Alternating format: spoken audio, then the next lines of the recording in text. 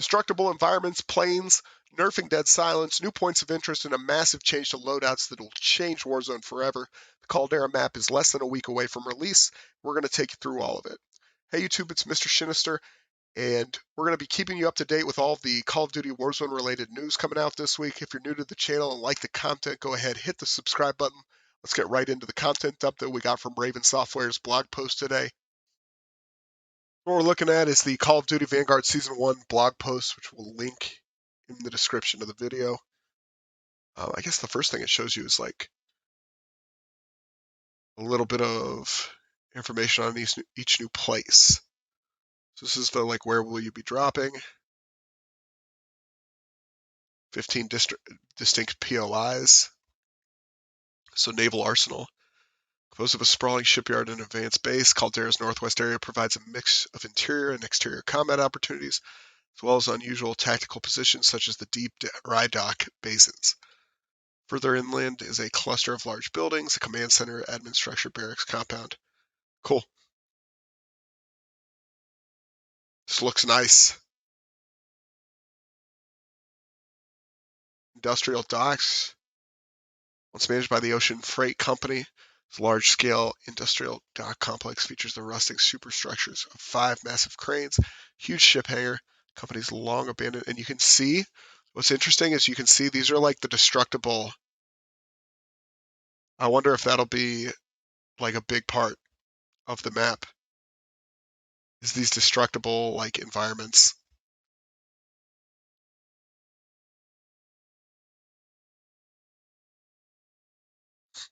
Runway.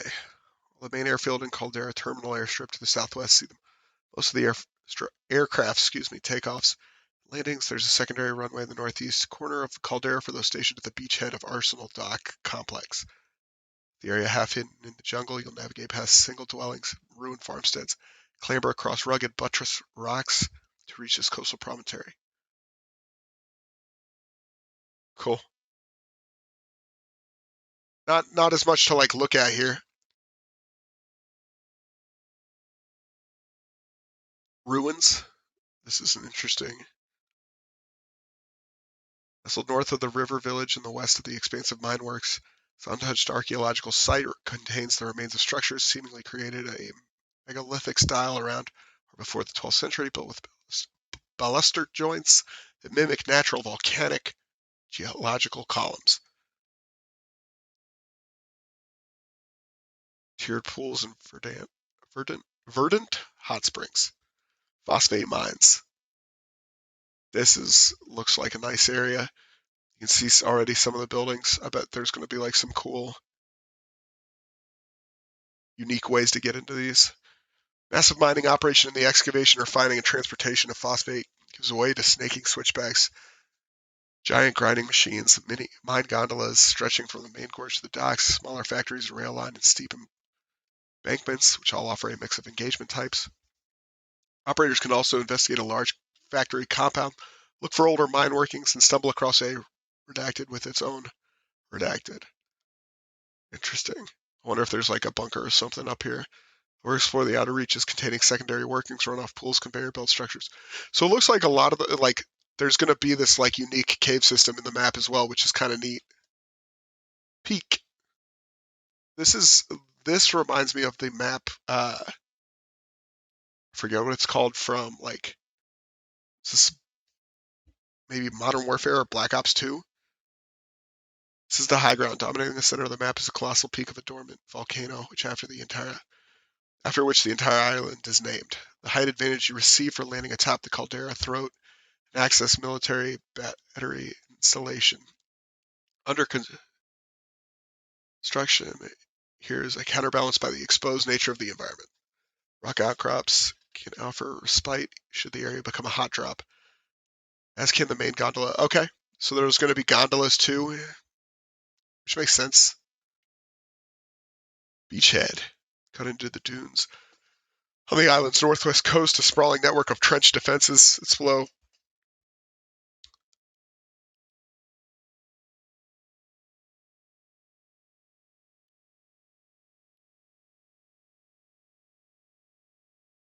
Further south are battery emplacements juxtaposed against a village of bamboo homes sitting on either side of a river gorge. Plenty of main dirt roads, dirt tracks, footpaths, goat trails, and jungle overgrowth to traverse in all directions. This is cool. The fact that there's going to be like a bunch of different trenches to move through in the open is going to provide a lot of like interesting, I think, gameplay scenarios. Despite the remains of a cargo ship, what is this one called? River Village. Despite the remains of cargo ship and recent gun emplacements tactically positioned on foothills, I wonder if there'll be like turrets. Positioned on foothills west of the peak, a small village, bamboo huts, footbridges, paddy fields, and craggy slopes remain untouched and are ready to be explored. Further south and east is the main tarmac throughout the thoroughfare that circumnavigates the entire Caldera. Clearwater Lagoon. An old lighthouse proudly overlooks a shallow bay that holds generation-spanning bamboo huts alongside a quaint coastal community with far more recently constructed homes. Traverse the lagoon to uncover its secrets, including what remains of Captain Butcher's plane. Cool.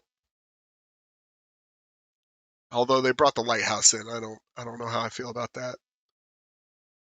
Caldera Terminal. The island's primary airfield has no shortage of aircraft or buildings to explore, including smaller support structures for personnel in a control tower with more than one point of entry. Those wanting cover from the exposed tarmac and gaping entrances to each of its hangars may want to head up towards a section of buildings near the village or to the southern coastal border where Allied military forces set up their base of operations. By far the largest main point of interest on Caldera are the fertile agricultural fields just south of the volcano. As well as the numerous small farms, there's light industrial depots containing agricultural machinery and storage. So this is probably going to be like a pretty stock building. When you're navigating the undulating and lush landscape of these parts, from numerous remote farm buildings, silos, lakes, to logging camps and military outposts and communications tower and rocky crags, there are plenty of combat opportunities and routes to all of Caldera's southern zones. Shark Lair Submarine Pen. Cut into a natural cove. That's just an interesting name altogether. Cut into a natural cove along the eastern coast of Caldera is the island's largest military installation, the ominous sub-pen nicknamed the Shark's Lair, built by Axis forces to house its naval U-boats, including one still moored here. The lair, so there will be a submarine somewhere in there that I bet you can get into. The lair is a massive interior space to explore and hold. Outside of it, several outbuildings and a bunker compound, complete with a complex underground tunnel system, can be explored to gather necessary supplies or contracts. Caldera Power Plant. So you can see they've even got like, this looks like a new style or a new old style of like the burger joint right there. Medium-sized power plant with a pair of smokestacks dominates the upper floodplain just south of the airfield.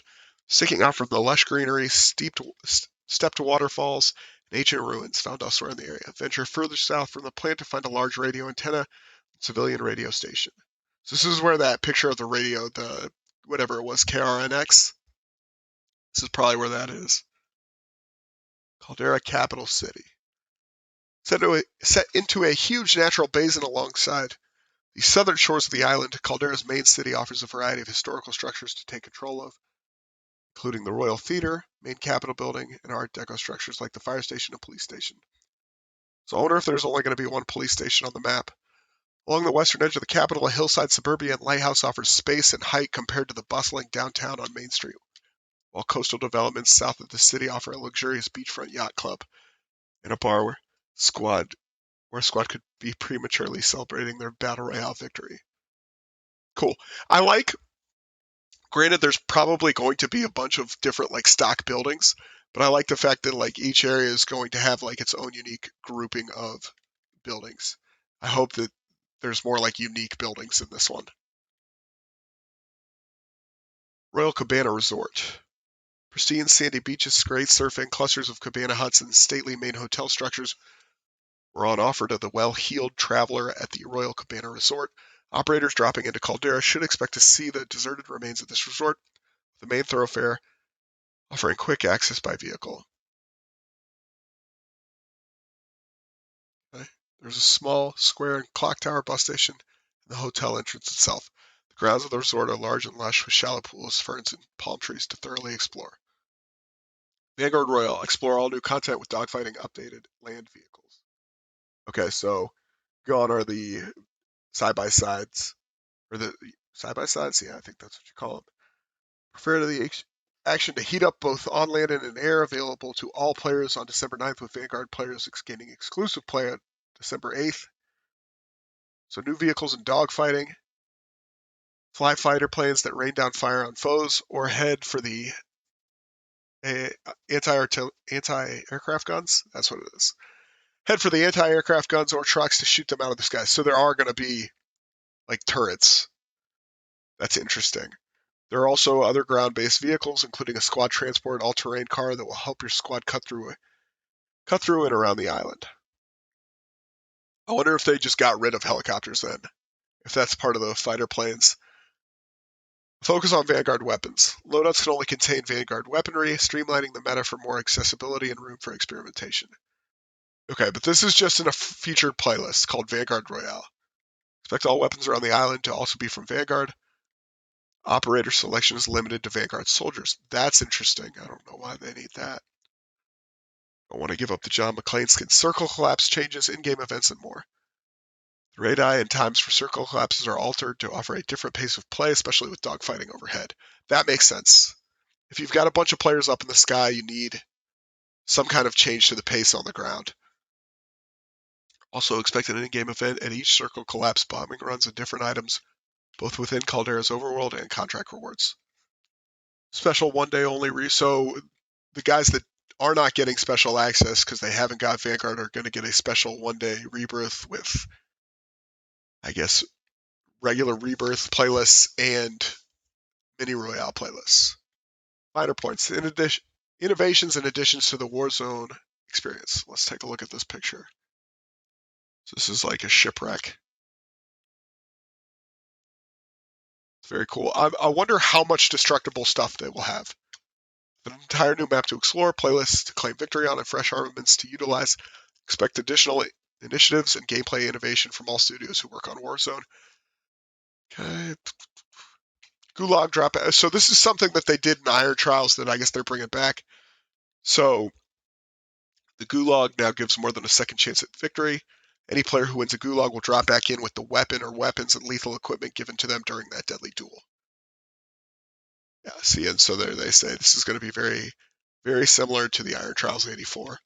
Loadout items and field upgrades. Dead Silence is being nerfed. Stopping power rounds are gone. Stopping power needed to go. Makes sense. Dead Silence needed to be nerfed.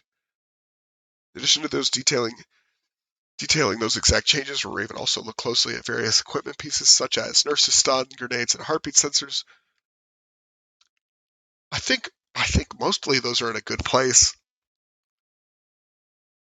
I'd like to see other stuff get buffed. Because I think heartbeat, like when you drop it down to 25 yards, it's useless. Stun grenades are pretty good. I think they're the best, like, tactical. Cali Stick and Psy are finally getting nerfed. Another change involves loadout drop markers. They can now only be purchased from buy stations after the loadout drop event occurs in a match, effectively shifting their usefulness from an immediate power spike to a more tactical choice in the mid to end game. I don't know how I feel about this because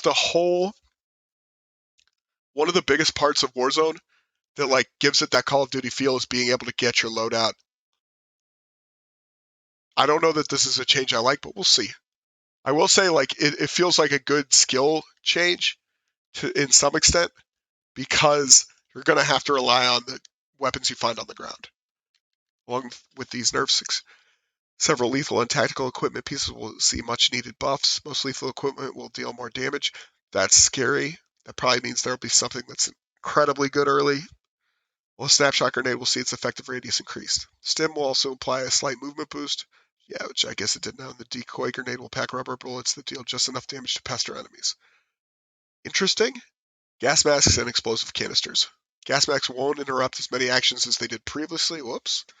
Make it easier to pull your mask off or on, as well as plating up or reloading a weapon while getting out of the circle collapse. Still always favoring the combat advantage. So this is what people have asked for a long time, is some kind of change to gas masks. Gas masks may also offer a modicum of protection against explosive canisters, brand new item developed by High Moon Studios. These canisters explode. They release a small cloud of non-toxic smoke into the atmosphere. So I imagine this is very much similar to like the gas grenades. Is what they're going to drop, something similar to that. After picking one up in Caldera, try lighting the fuse and throwing a canister or clipping it onto an ascender to send a nice gift. That's neat. So that's a neat little gameplay change. So you'll be able to pick up like a canister and then send it up on the rappel line or like an elevator shaft. That's a good change. That gives you like a little bit of breathing room when you know, want to push the top of a building. Shallow water. While operators aren't getting their sea legs, thank goodness, they're now able to wade through shallow water seen in areas like the lagoon. Walking within water makes it harder to see footsteps, even though those operators with the tracker perk equipped crouch at knee-high water and you gain the effects of cold-blooded, but you cannot go prone. That's kind of neat. Although I feel like that's inadvertently a nerf to cold-blooded. Speaking of science, fire-based equipment now causes smoke when it hits the water, adding a new layer of tactics when traversing. Also very cool. So like if you don't, but also kind of nerfs smoke grenades to an extent. Because why use them if you could use like thermite to get like a similar effect? Contracts in public events. During a match, squads can now find new contracts to complete, such as supply drop contract, which airlifts a valuable crate onto the map for anyone to pick up, but only has its exact location revealed by the contracted squad.